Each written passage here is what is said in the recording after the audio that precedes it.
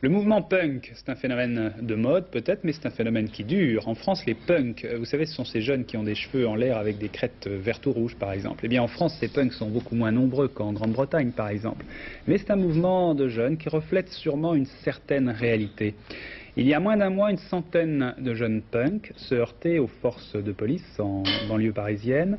On venait de les expulser d'une usine désaffectée où ils organisaient des concerts.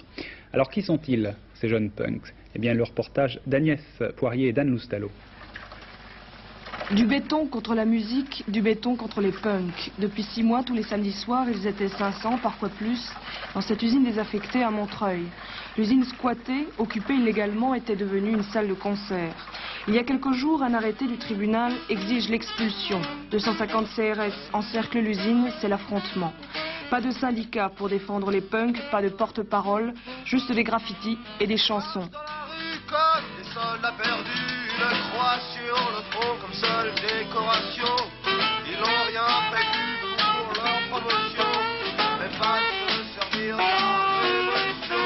La police a fait ce qu'elle avait à faire, elle a très bien fait. Et on est très contents. Vous étiez ennuyés beaucoup? Énormément. Non, presque pas. Pourquoi vous étiez ennuyés par quoi? On ne pouvait pas dormir, venir c'est habiter impossible. avant, il fallait s'occuper de ça avant, c'est pas vrai. Maintenant c'est fini, on n'entend plus rien, mais avant c'était intenable le samedi. Hein.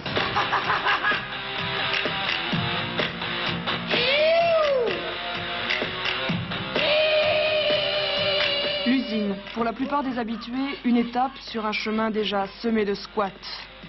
J'ai pratiquement squatté depuis que je suis partie de chez mes parents, quoi. Parce qu'il n'y a pas moyen, je trouve pas de boulot, je suis obligée de squatter, quoi. Je trouve pas de logement, ils demandent tout de suite, je sais pas combien pour avoir un loyer. Et l'usine, c'était un lieu où on pouvait se retrouver, où on pouvait vraiment faire ce qu'on voulait, quoi. Il y en avait qui répétaient en musique, il y en avait qui faisaient du sport, sculpture, graffiti. Mais ça gênait justement, ça gênait un maximum qu'on puisse avoir des initiatives et créer nos propres trucs, quoi. Le mouvement punk a changé. Il est né il y a 10 ans, destructeur et négatif. Aujourd'hui, les punks font des disques sur des labels qu'ils ont eux-mêmes créés. Ils s'expriment dans des revues confidentielles et photocopiées, les fanzines. Faute de termes, on continue de les appeler punk. Ils se veulent avant tout rebelles. Je sais que si j'ai les cheveux comme ça, je travaillerai jamais à la mairie. Mais je veux dire, c'est une chose que j'ai voulu. Et je me fous que machin il me fasse alors quelle catégorie sociale t'es, patin couffin. Je veux dire, tant que je m'amuse comme ça, je veux dire, je reste comme ça. Le jour où ça m'amusera plus, peut-être que je changerai, j'en sais rien. C'est aussi un refus de ce qu'il y a eu avant, c'est-à-dire que comme rien n'a marché, aussi bien Utopie 68 Art que le côté genre rock'n'roll rebelle, les gens reviennent à la limite, une certaine sauvagerie, une volonté d'être unique, de faire son trou aussi. Tous différents, éparpillés. En commun, la haine pour tous ceux avec ou sans uniforme qui les regardent de travers. Étudiants, chômeurs, musiciens, ils se débrouillent pour conquérir leur territoire. Jaïx et ses amis occupent en toute illégalité un appartement à Paris.